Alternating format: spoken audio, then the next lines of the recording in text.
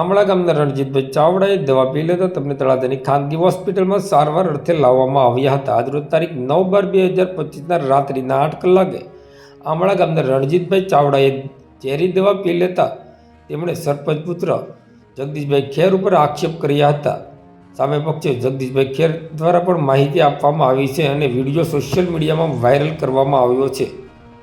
આજે સાંજે રાત્રિના 8 કલાક દરમિયાન આમળા ગામના રણજીતભાઈ ભૂરાભાઈ ચાવડાએ ઝેરી દવા પી લેતા તેમને તળાજાની ખાનગી હોસ્પિટલમાં સારવાર માટે લાવવામાં આવ્યા હતા. જ્યાં રણજીતભાઈ ચાવડાએ ઊંચડી ગામના સરપંચ પુત્ર જગદીશભાઈ ખેર ઉપર તેમને માનસિક ત્રાસ આપ્યો સહિતના આક્ષેપો કરવામાં આવ્યા હતા.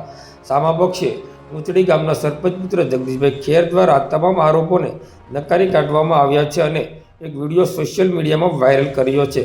આ બાબતે સત્ય અને ખરી હકીકત પોલીસની તપાસ બાદ જ ખબર પડશે. મારું નામ ખેર જગદીશભાઈ લક્ષ્મણભાઈ, ગામ ઊંચડી. હું ઊંચડી ગામના સરપંચશ્રીનો પુત્ર છું અને આજે આંબળા ગામના રણજીતભાઈ ભૂરાભાઈ ચાવડા જે ઝેરી દવા પી લેતા એણે એવું બતાવ્યું છે કે ભાઈ હું ખેર જગદીશભાઈના કારણે મેં દવા પીધી છે અને એના ત્રાસથી પીધી છે.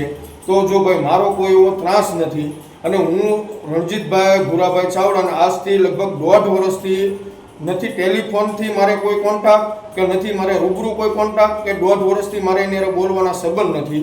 અને રહી વાત કે ભાઈ અમારે બંનેને પહેલાં એક જીસીબી અને એક હોટલ બેને ભાગમાં હાલતી હતી, તો હોટલનો હિસાબ મને એને સમજી દેવાનો બાકી છે, મારે એને જીસીબીનો વહીવટ સમજી દેવાનો બાકી છે.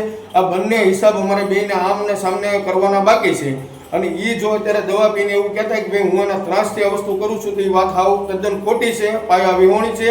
અને બીજું કે જે આંબળા ગામની અંદર આજથી 17 થી 18 દિવસ પહેલાં જે અઠુભાઈ ગોવિંદભાઈ પરમારના ઘરે જે એના ફઈના દીકરો થાય છે અને એના ઘરે જઈને મન ફાવે એવી ગાળો બોલે છે અને એના ફઈના છોકરાને ગાળો દેતા એ અંદર એવું પણ બોલે છે કે ભાઈ ઊંચડીના દલિત સમાજ વિશે એવા શબ્દો બોલે છે કે ભાઈ જેથી એના ઉપર એફઆઈઆર થાય. એવું તો પછી ઊંચડી ગામના વ્યક્તિએ એમની ઉપર ડાઠા પોલીસ સ્ટેશનમાં અરજી આપેલી છે કે ભાઈ સાહેબ અમારા સમાજ વિશે આ ન બોલવાના શબ્દ બોલે છે, તો આ મારી અરજી લેવા બાબત કરીને જે પોલીસ સ્ટેશને અરજી આપેલી છે.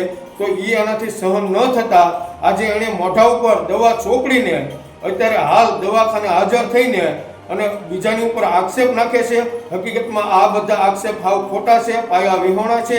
અને તમે આંબળા ગામની અંદર કોઈ પણ કોળી સમાજનું ગામ છે એમાં બધાને જઈને પૂછી લો કે ભાઈ રણજીતભાઈ સાચા છે કે ખોટા છે, અને જેની પાસે આ નંબર હોય એની પાસે કોન્ટેક્ટ કરીને આ તમે જાણો.